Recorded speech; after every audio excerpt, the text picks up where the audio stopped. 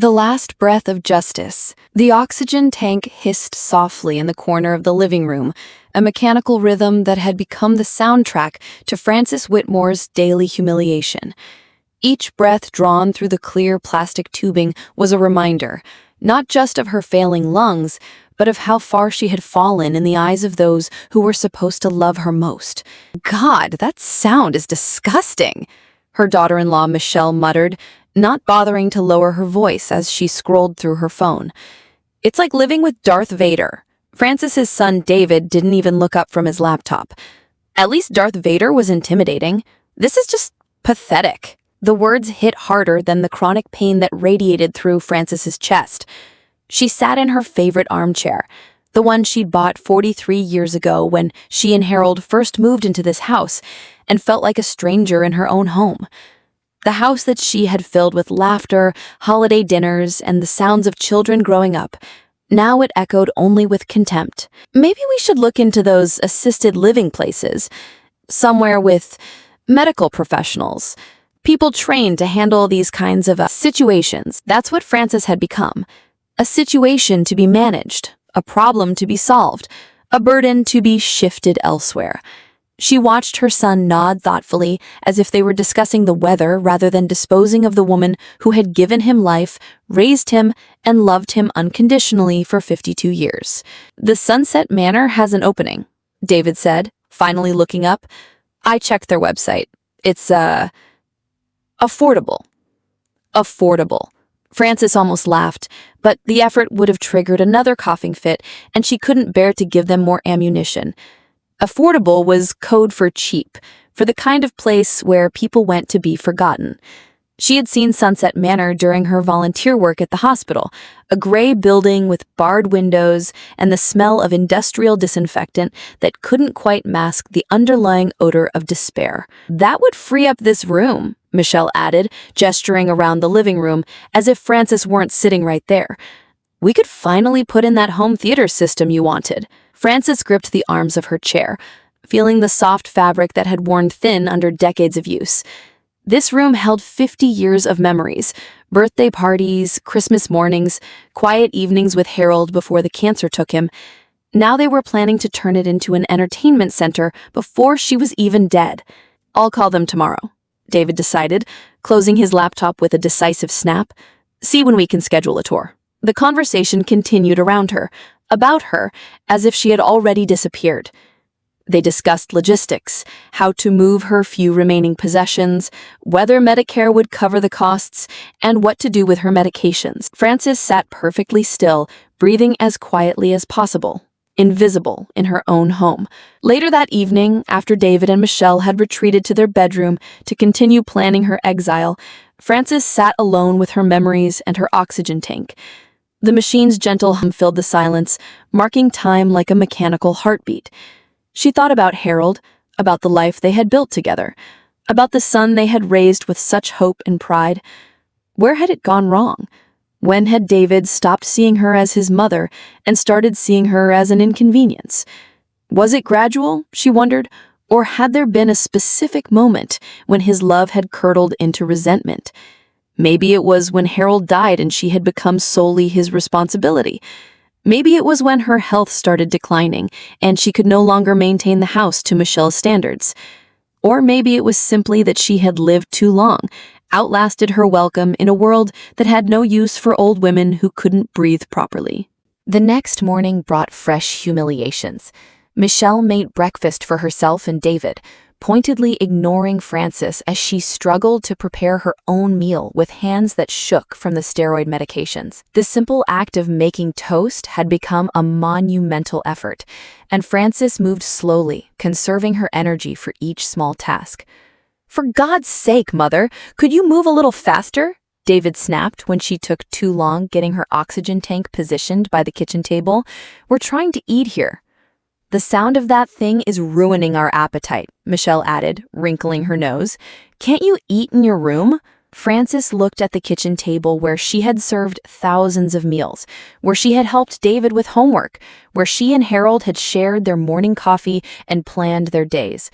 Now she was being banished from it like a misbehaving pet. "I'll eat later," she said quietly, her voice barely above a whisper. Good, Michelle said, not looking up from her plate. We need to talk anyway, about the arrangements. Frances retreated to her bedroom, closing the door behind her with shaking hands.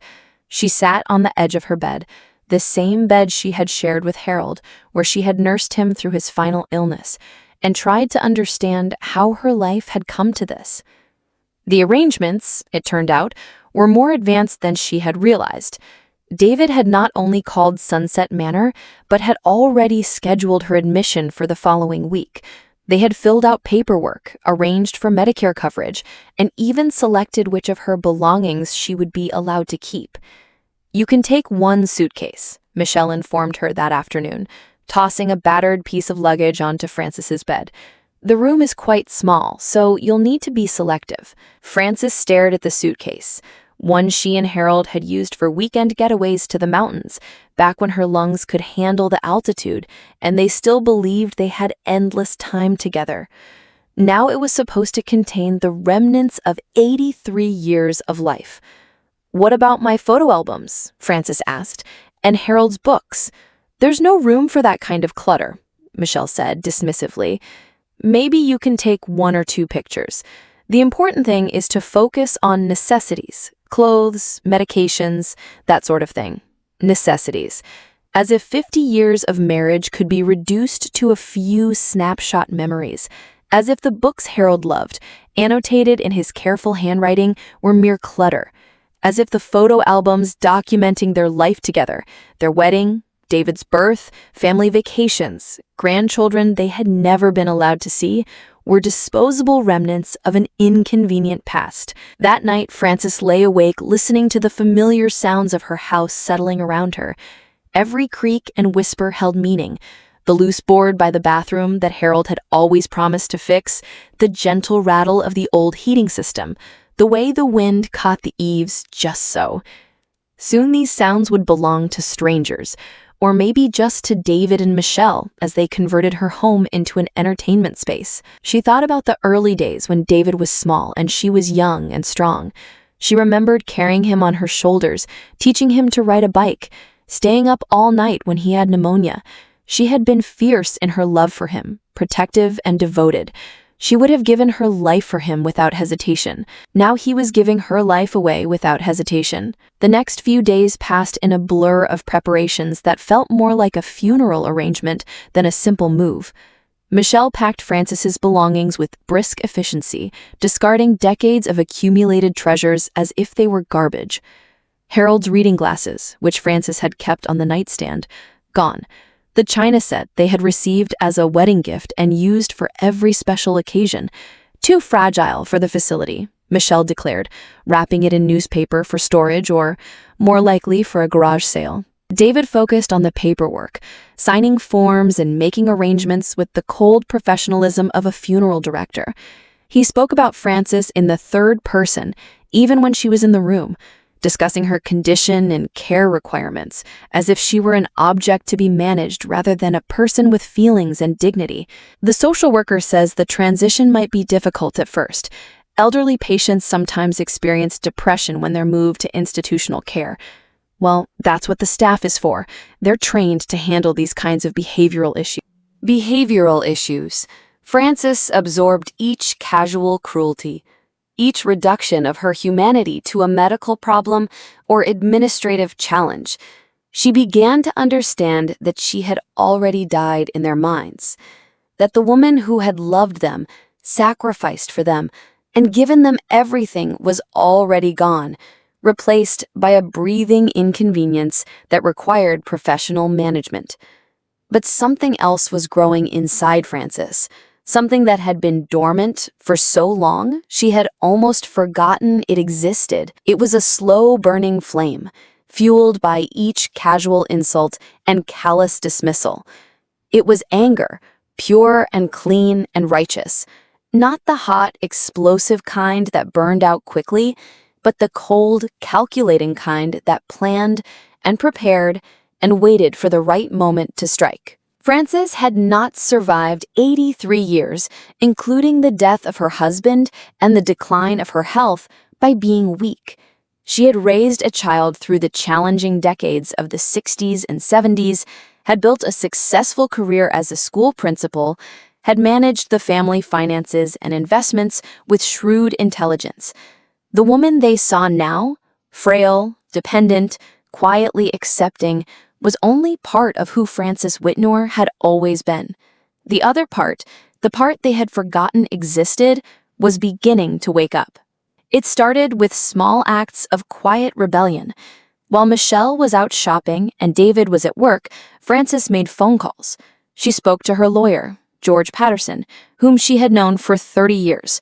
She called her financial advisor, her insurance agent, her doctor. She moved carefully, speaking softly to avoid triggering her oxygen tank's more noticeable sounds, timing her calls for maximum privacy. "I'd like to review my estate planning," she told George during one of these conversations. "There have been some changes in circumstances that require adjustments." George, bless him, asked no questions beyond the legal necessities. He had known Frances and Harold for decades, had handled their wills and property transfers, had seen them through the legal complexities of Harold's final illness. If he was surprised by some of her requests, he was too professional and too kind to voice his concerns. "I'll need to see you in person to finalize these changes," he said. "Can you come to the office?" "I'll make arrangements," Frances replied, already planning how to slip away without David and Michelle noticing. The opportunity came sooner than expected. Michelle had a doctor's appointment, and David was traveling for work, a convergence of circumstances that left Frances alone in the house for the first time in months. She called a taxi, gathered the documents she needed, and made the journey to George Patterson's office with her oxygen tank in tow. The taxi driver, a young man with kind eyes and a gentle manner, helped her with the equipment without comment or complaint. He didn't stare at the tubes in her nose or make remarks about her slow movements. His simple courtesy reminded Frances of how people used to treat her, with basic human decency, before she became a burden in her own family. George's office was on the third floor of an old building downtown, and Frances had to rest twice during the climb up the stairs. Her breathing was labored by the time she reached the waiting room, but her mind was crystal clear. She knew exactly what she wanted to do. "Frances," George said, rising from behind his desk with genuine warmth. "It's good to see you, though I'm sorry to hear about your health troubles." "Thank you, George. I appreciate you making time for me on short notice." They settled into the familiar routine of legal consultation, but Frances could see the concern in George's eyes as he reviewed her requests. She was making significant changes to her will, restructuring her estate in ways that would surprise many people. "Are you sure about this?" George asked gently. "These are quite substantial modifications. I've never been more sure of anything in my life. I want everything documented properly, sealed, and filed immediately.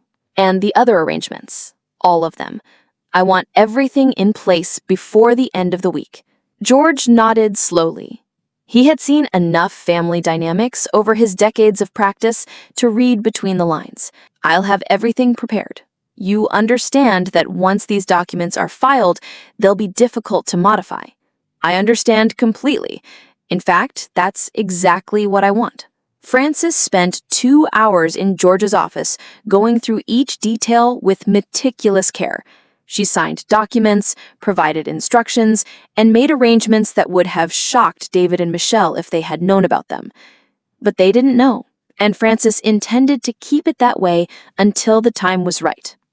When she returned home, the taxi driver again helped her with her oxygen tank, refusing the extra tip she offered. "My grandmother had one of these," he said simply. "I know how heavy they are." Such kindness from a stranger, Frances thought as she watched him drive away. More kindness than she had received from her own family in months. Michelle was already home when Frances entered the house, and she was not pleased. "Where have you been?" she demanded. "I came back from my appointment and you were gone. You can't just disappear like that. What if something had happened to you?" Frances almost smiled at the irony. Michelle's concern wasn't for her well-being, it was for the inconvenience her disappearance might have caused. "I had some errands to run," she said simply. "Errands?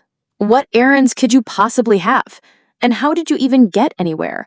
"I managed." Michelle's eyes narrowed. "You took a taxi, didn't you? Do you have any idea how expensive that was? We're trying to manage your finances responsibly, and you're wasting money on unnecessary transportation."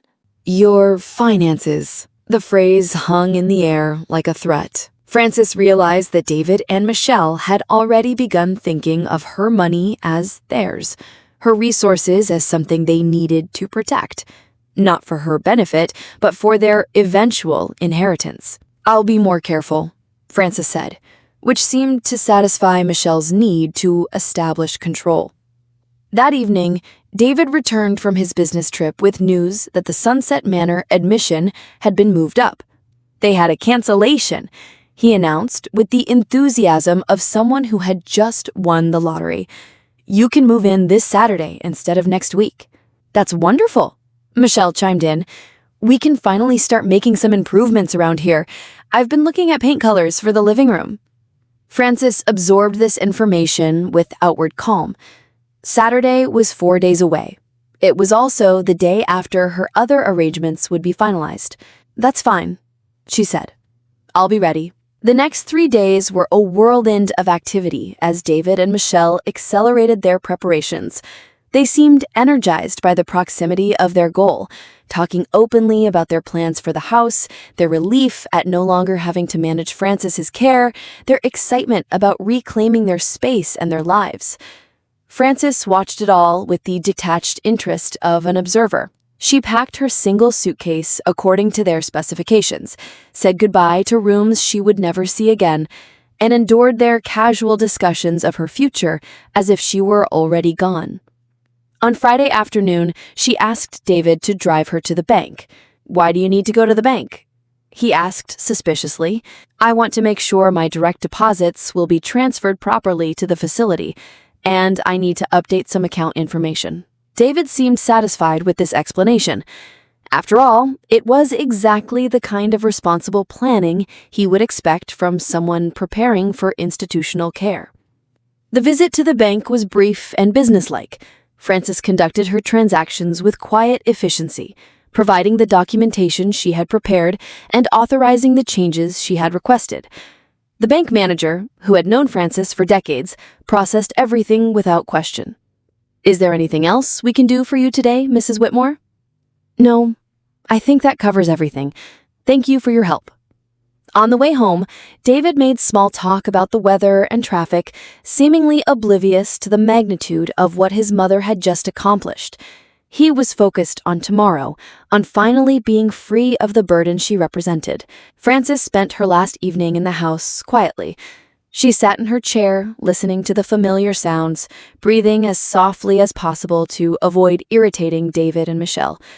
They were in the kitchen, celebrating with wine and discussing their immediate plans for redecorating. "I'm thinking we should gut the whole living room. New flooring, new furniture, maybe knock out that wall to open up the space. And we can finally get rid of that terrible wallpaper in the hallway. I've always hated that pattern." Frances had chosen that wallpaper 30 years ago. Harold had helped her hang it, and they had laughed together when they couldn't get the seams to match perfectly. The slightly crooked lines had become a private joke between them, a reminder that their life together was beautifully imperfect. Now it was just another thing to be discarded. Frances went to bed early that night, claiming fatigue. In reality, she wanted time alone to say goodbye to the room she had shared with Harold, to the memories embedded in every familiar object. She lay in the darkness, listening to her oxygen tank's gentle rhythm, and thought about the man who had loved her unconditionally for 47 years. "I hope you'd understand what I'm about to do. I hope you'd be proud of me for finally standing up for myself." Saturday morning arrived with brilliant autumn sunshine, the kind of crisp, clear day that Harold had always loved. Frances dressed carefully in her best dress, navy blue with small flowers, the one Harold had said made her eyes sparkle. She packed her few remaining possessions with deliberate care, including a small, framed photograph of Harold that Michelle had grudgingly allowed her to keep. The staff at Sunset Manor were professionally cheerful as they processed her admission. David signed papers while Michelle supervised the transfer of Frances's belongings to a room that was barely larger than a closet. The furniture was institutional: a narrow bed, a small dresser, a chair that had seen better decades. The window faced a parking lot. "It's perfect," Michelle proclaimed, with forced enthusiasm. "So cozy and manageable. And look, you have your own bathroom." Frances surveyed her new domain, the place where David and Michelle expected her to live out her remaining days. The walls were beige, the carpet was gray, and the air smelled of disinfectant and resignation. Down the hallway, she could hear the sounds of other forgotten souls: TVs turned too loud, confused conversations, the occasional cry of distress. "We'll visit soon," David said, giving her a perfunctory hug. But she could see in his eyes that the visits would be infrequent and brief. She had served her purpose in his life, and now she was being stored away like an old piece of furniture that had outlived its usefulness. After they left, Frances sat on her narrow bed and looked around her new prison. The other residents shuffled past her open door, elderly men and women in various stages of decline, many of whom seemed to have forgotten that they had ever been anything other than patients in this dreary place. But Frances remembered who she was. More importantly, she remembered what she had done. She had 1 week to live as a discarded inconvenience, a woman whose family had written her off as a burden too great to bear. 1 week to be forgotten in this place that smelled of industrial floor wax and broken dreams. Then the real story would begin. The days at Sunset Manor passed with excruciating slowness. Frances attended the mandatory activities: bingo games where confused residents called out random numbers, craft sessions where trembling hands tried to manipulate pipe cleaners and construction paper, mealtimes where institutional food was served on plastic trays. She spoke little, observed everything, and waited. The staff were kind but overwhelmed, caring for too many residents with too few resources. Frances watched as people who had once been teachers, mechanics, mothers, and fathers were reduced to medical conditions and behavioral problems. Mrs. Henderson, in the room next door, had been a concert pianist, but now she spent her days staring at a television she couldn't hear properly. Mr. Rodriguez, across the hall, had owned a successful restaurant, but dementia had stolen his recipes along with his dignity. Frances realized that this was her future, as David and Michelle saw it. This slow dissolution into irrelevance, this gradual erasure of identity until nothing remained but a body that needed feeding and a problem that needed managing. But they had underestimated her.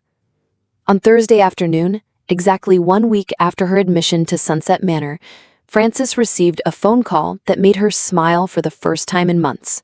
"Everything is in place," George Patterson told her. "The arrangements you requested have been finalized. Are you ready to proceed?" "I've never been more ready for anything in my life," Frances replied.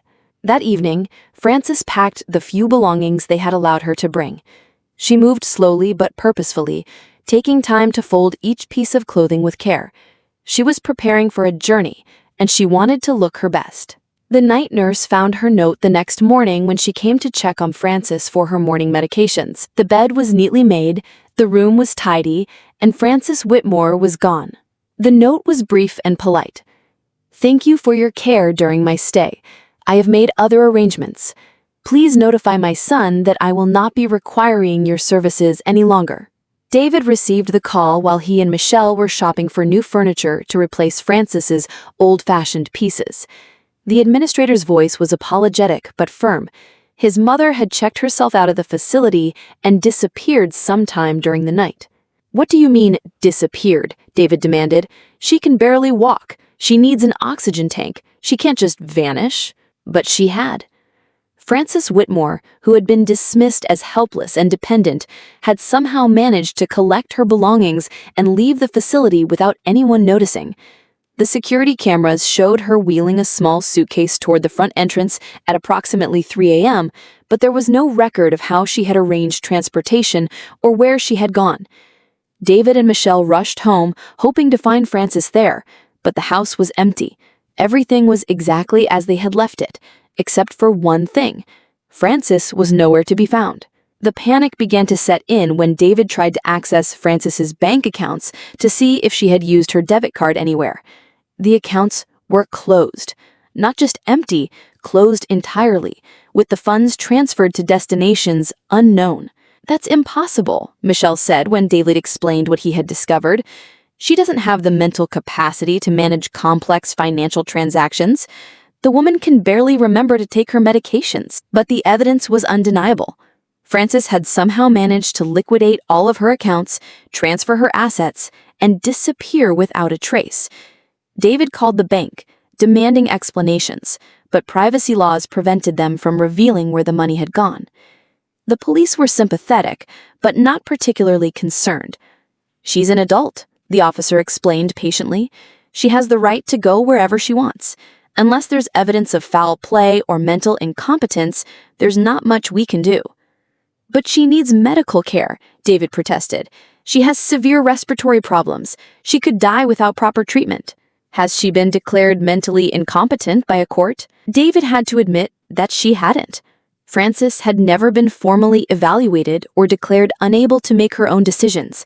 She had seemed confused and dependent, but that wasn't the same as being legally incompetent. "Then I'm afraid she's free to make her own choices about where and how she wants to live. If you're concerned about her welfare, you can file a missing person report, but honestly, it sounds like she left voluntarily." Days turned into weeks, with no sign of Frances. David hired a private investigator, but the trail was cold. Frances had covered her tracks with remarkable skill for a woman they had considered barely functional. The house began to feel different without her presence. David and Michelle proceeded with their renovation plans, but the silence where her oxygen tank used to hiss seemed to grow louder with each passing day. The living room, stripped of her chair and her medical equipment, looked cavernous and empty rather than spacious and modern. Michelle painted the walls in cheerful colors, but somehow the brightness only emphasized the shadows in the corners. David installed his home theater system, but the surround sound couldn't drown out his growing unease. "She'll come back," Michelle insisted. "When she realizes that she can't take care of herself, she'll come crawling back. And when she does, we'll be ready with some stricter boundaries." But David wasn't so sure. He had begun to remember things about his mother that he had forgotten. Her intelligence, her resourcefulness, her quiet strength. The woman who had raised him had been far from helpless.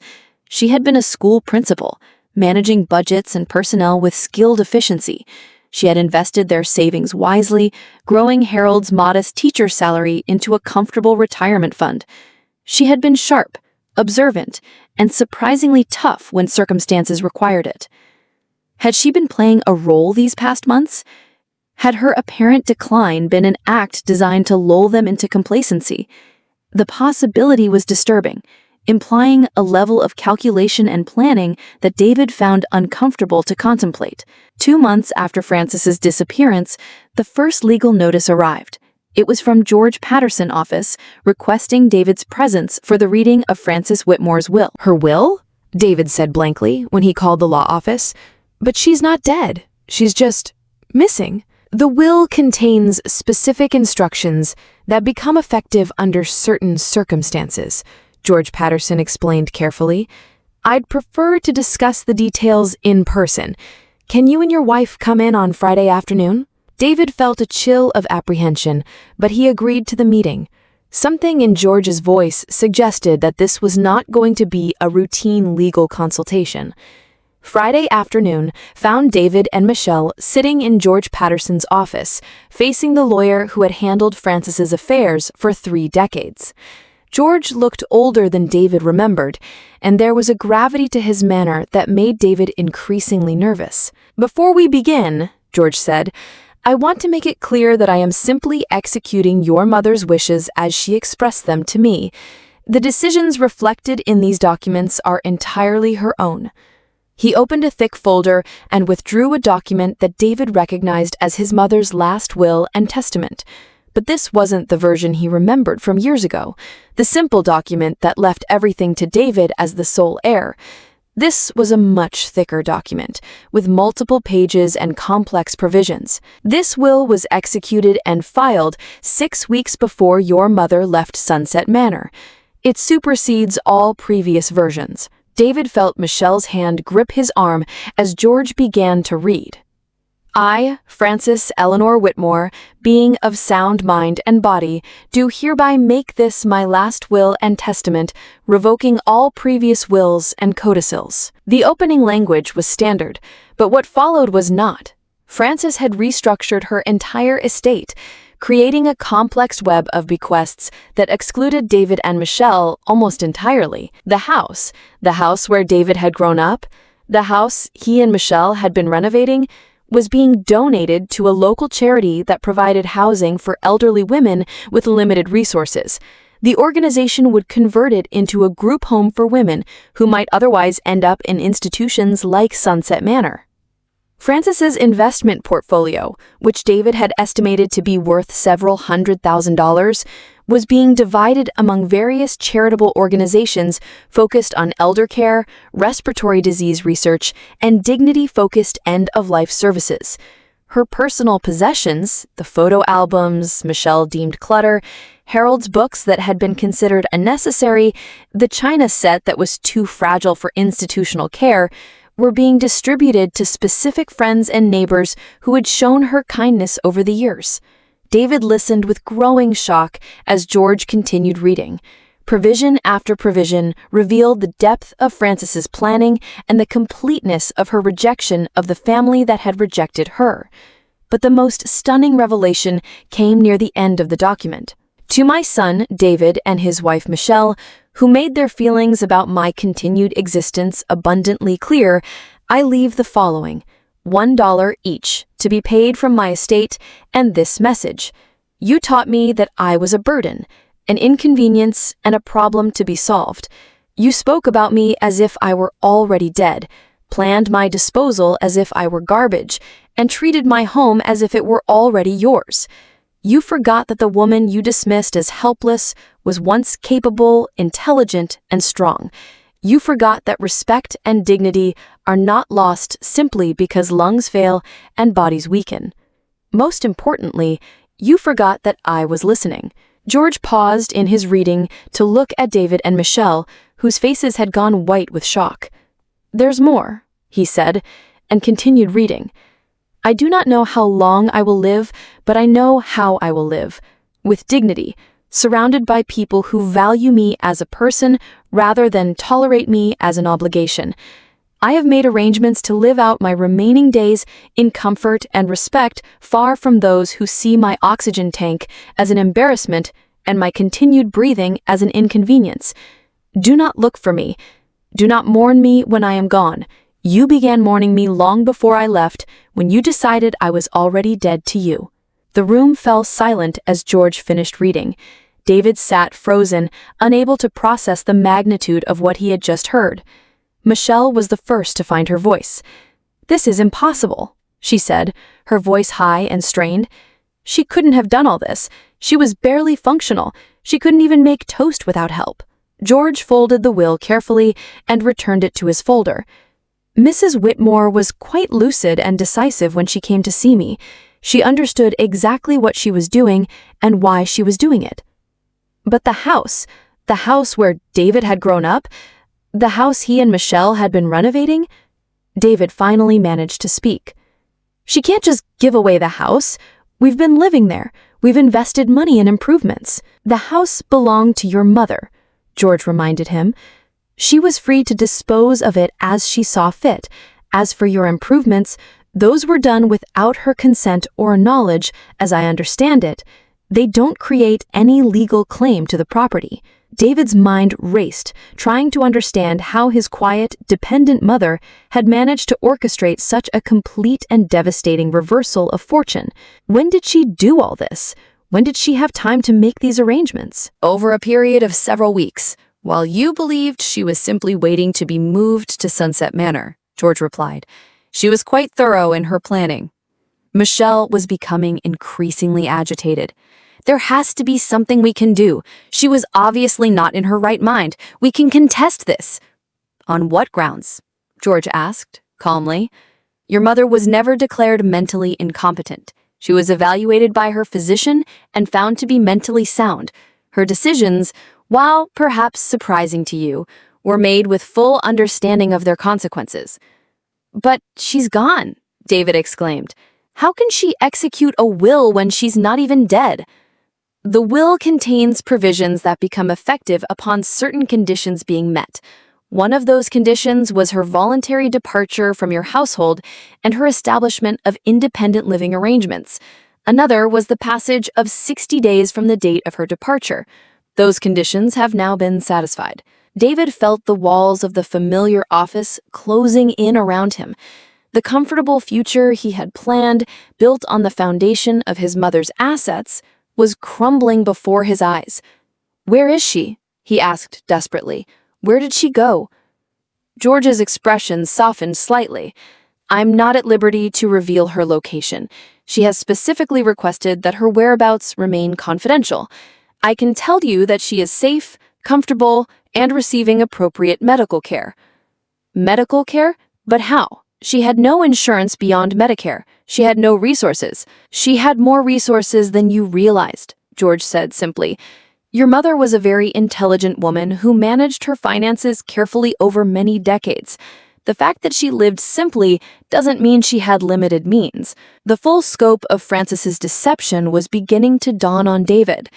The frail, confused woman who had seemed barely able to manage her own medications had actually been organizing a complex financial and legal strategy that had taken months to implement. She planned this from the beginning, he said slowly. From the moment we started talking about Sunset Manor, she was planning this. I believe she hoped it wouldn't be necessary. But when it became clear that your intentions regarding her future were incompatible with her own wishes for dignity and respect, she took appropriate action to protect herself. Michelle was practically vibrating with rage. This is elder abuse in reverse. She's punishing us for trying to take care of her. I don't think Mrs. Whitmore would characterize what you were doing as taking care of her, George said with a slight edge to his voice. Based on our conversations, she felt that you were disposing of her as quickly and cheaply as possible. David thought back to those final weeks, trying to remember how they had spoken about Frances, how they had treated her presence in their home.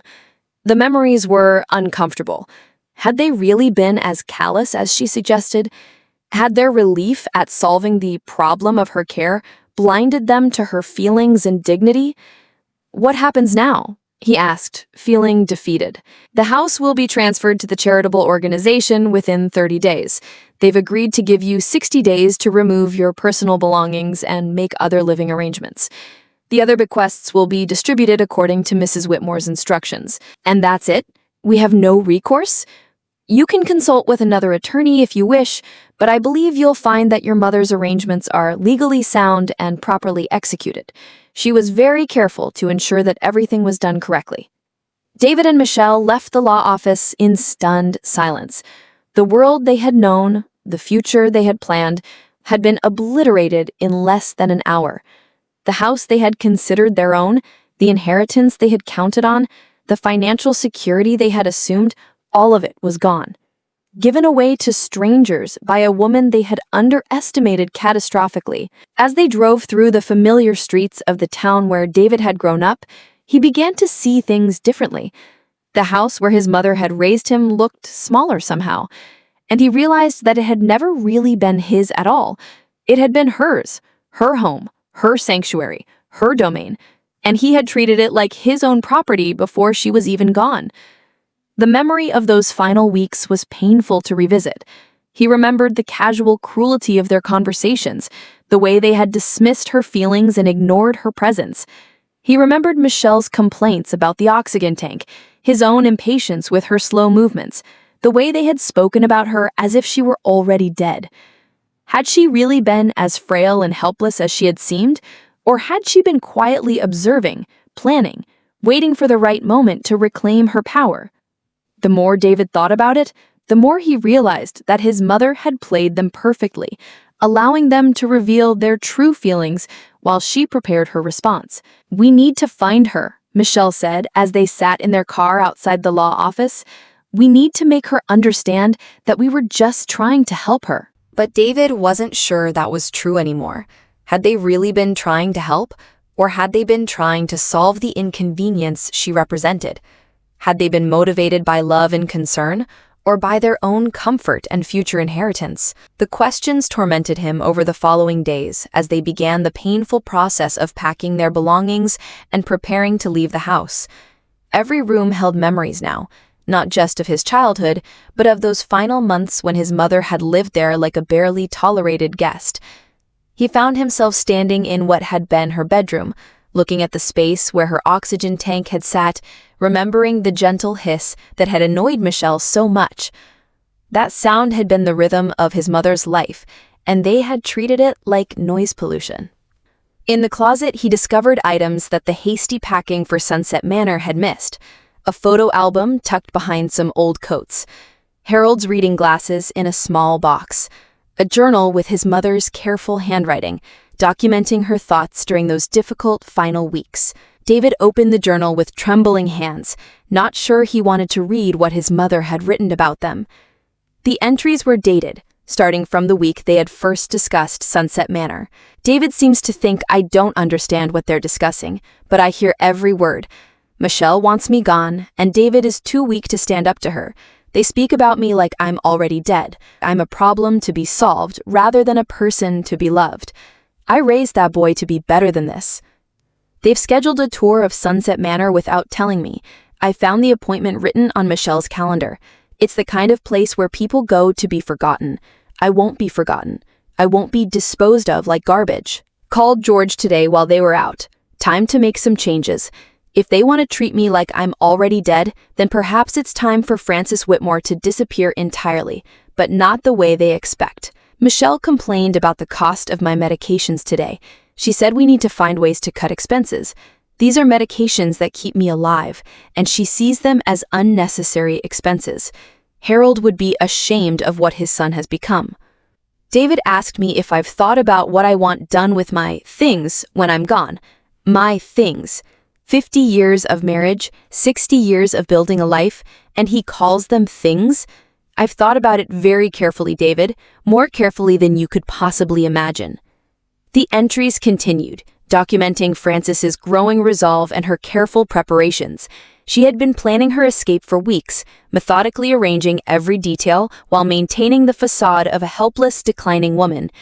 David read about her secret phone calls, her carefully planned visits to lawyers and banks, her research into alternative living arrangements. She had been sharp, focused, and determined, nothing like the confused, dependent woman they had seen there at Sunset Manor. The final entry was dated the night before she left for Sunset Manor. "Tomorrow, I began the last act of this performance. They think I'm putting me away to die quietly and conveniently. Instead, they're setting me free to live with dignity for whatever time I have left. I'm not angry anymore. I'm grateful. They've shown me who they really are, and I've shown myself who I still am. Frances Whitmore is not finished yet." David closed the journal, feeling as if he had been reading about a stranger. The woman who had written these words was not the helpless victim they had sent to Sunset Manor. She was a formidable opponent who had outmaneuvered them completely. 3 weeks after the reading of the will, David and Michelle moved out of the house.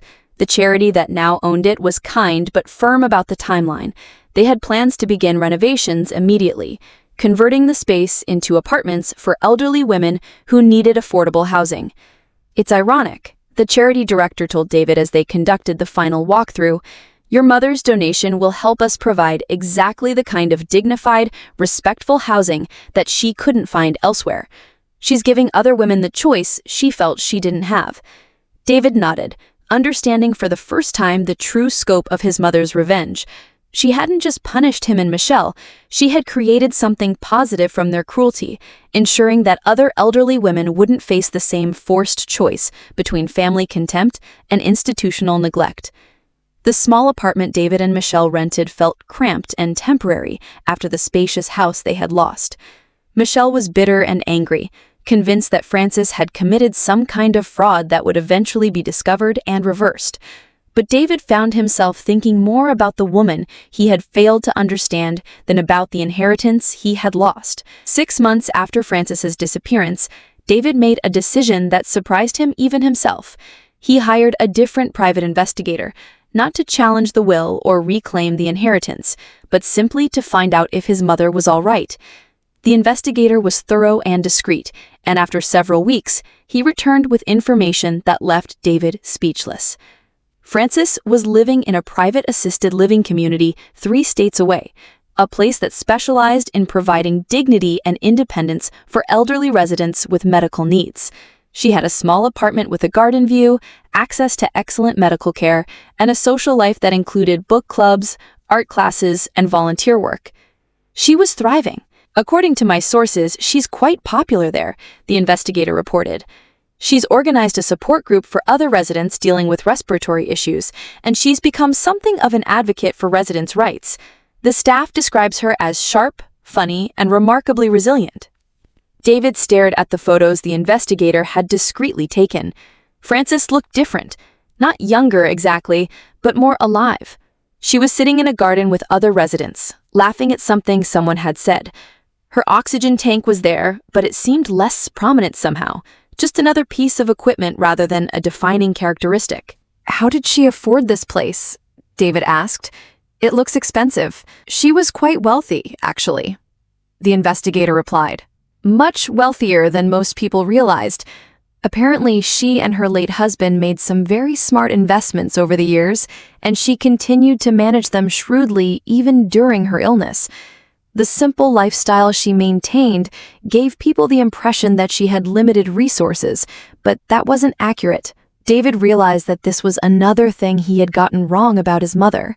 He had assumed that her modest spending meant modest means, never considering that she might be choosing to live simply while accumulating substantial assets. "Does she ever mention us?" he asked, though he wasn't sure he wanted to know the answer. The investigator consulted his notes. "According to the people I spoke with, she's mentioned having a son, but says they're not in contact. She doesn't seem bitter about it, more like she's made peace with the difficult situation." Made peace. David wondered if he would ever be able to do the same. A year passed. David occasionally thought about contacting his mother, but something always held him back. Shame, perhaps, or the fear that she wouldn't want to hear from him. He had dreams sometimes where he tried to explain himself, to make her understand that he had never meant to hurt her, but the dream Frances would just look at him with sad eyes and walk away. Michelle had filed for divorce, citing irreconcilable differences. The stress of losing the house and inheritance, combined with her anger at being outwitted by an elderly woman she had dismissed as helpless, had poisoned their relationship beyond repair. She moved back to her mother's house, still convinced that Frances had somehow cheated them out of their rightful inheritance. David found himself living alone for the first time since college, working a job he didn't particularly enjoy to pay rent on an apartment he didn't particularly like. The life he had planned, the comfortable existence built on his mother's assets, was gone, replaced by a more modest reality that required him to actually work for his security. But something unexpected happened as the months passed. David began to remember who his mother had really been before her illness had made her seem vulnerable and dependent.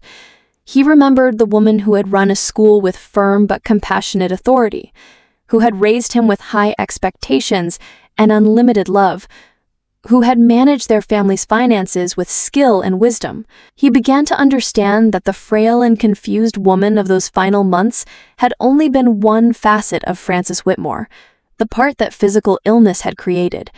But the core of who she was, her intelligence, her strength, her dignity, had never disappeared.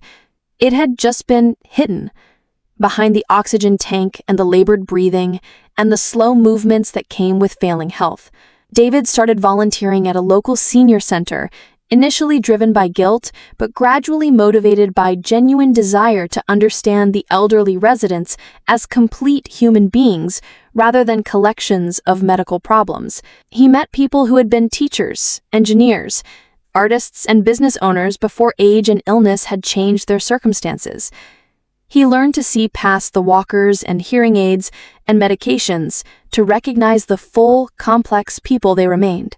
One afternoon, while helping an elderly man named Frank with a computer problem, David found himself thinking about dignity. Frank had been a successful architect before Parkinson's disease had stolen his ability to draw steady lines, but his mind remained sharp, and his insights into design were still valuable. The disease had changed his capabilities, but not his worth as a person. David realized that this was what his mother had been trying to tell them, that illness might change what someone could do, but it didn't change who they were or their right to be treated with respect.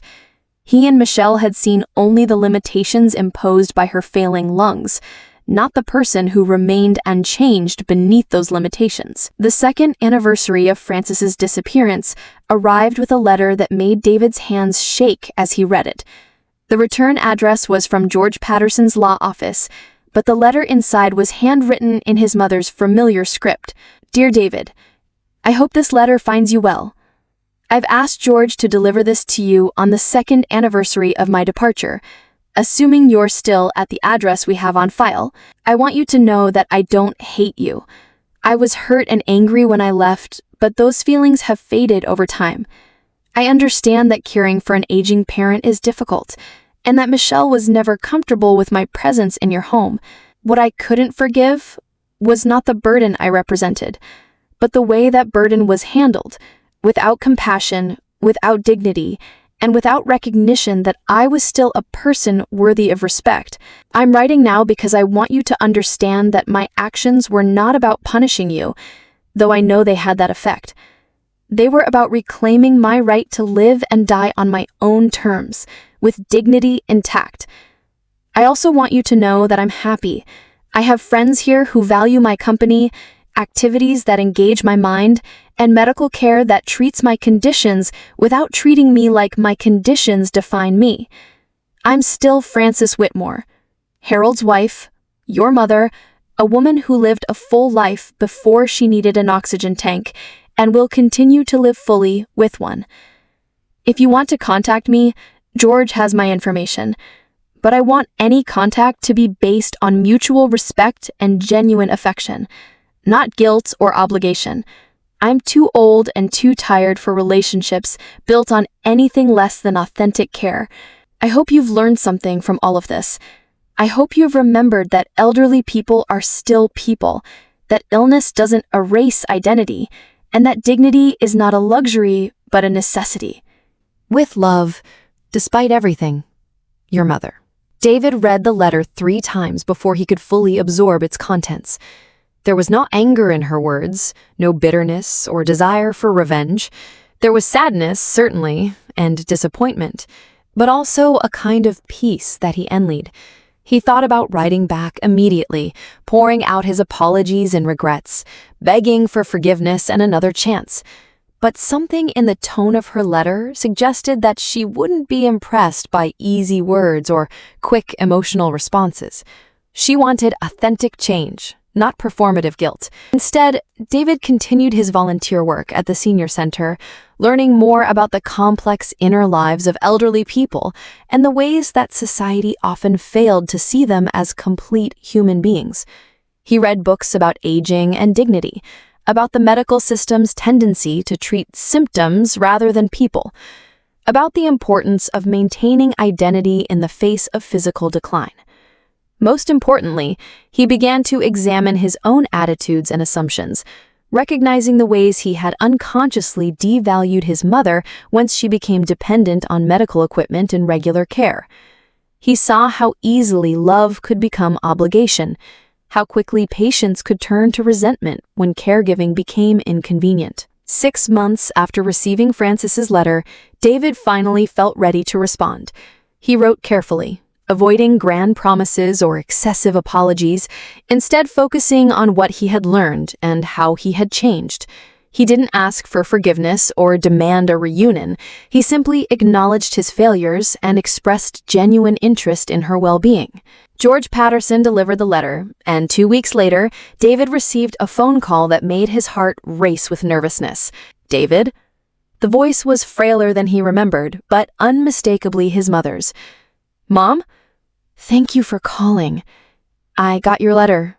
George said you've been volunteering with elderly people?" "Yes, at the Riverside Senior Center. It's educational." There was a pause, and David could hear the familiar soft hiss of her oxygen tank in the background. The sound that once annoyed him now filled him with relief, evidence that she was still breathing, still alive, still in the world. "I'm glad you're learning," Frances said finally. "It's never too late to learn." They talked for 20 minutes, carefully at first, then with growing comfort. Frances told him about her life at the assisted living community, about the friends she had made and the activities she enjoyed. David told him about his volunteer work and the things he was discovering about aging and dignity. "Would you like to visit?" Frances asked, as the conversation was winding down.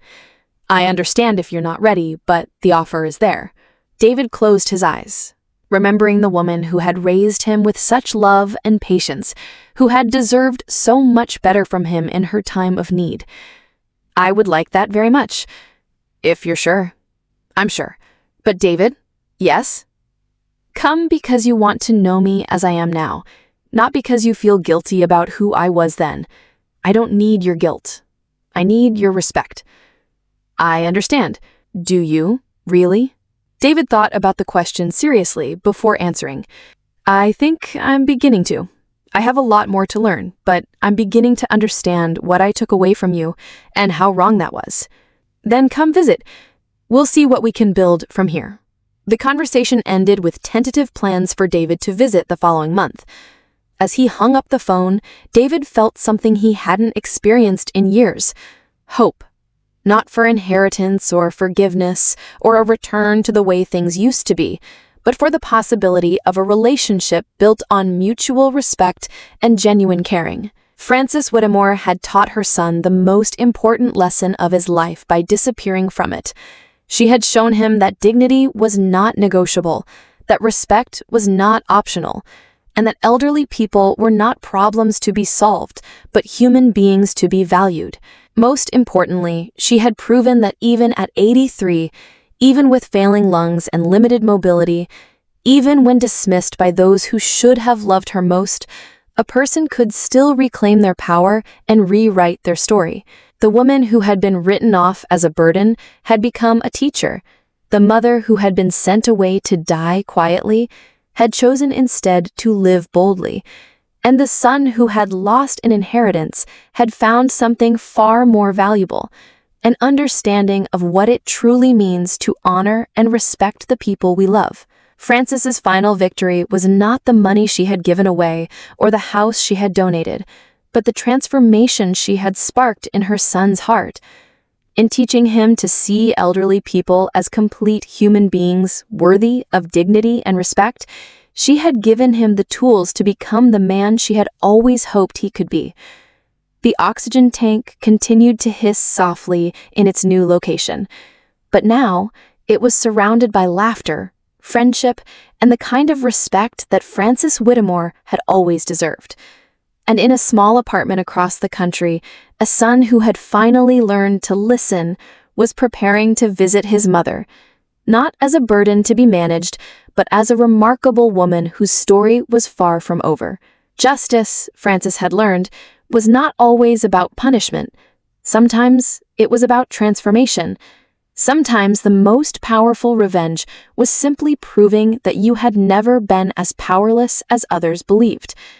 And sometimes, if you were very patient and very wise, you could teach the people who had hurt you to become better than they ever thought possible. The last breath of justice, it turned out, was really the first breath of a new beginning.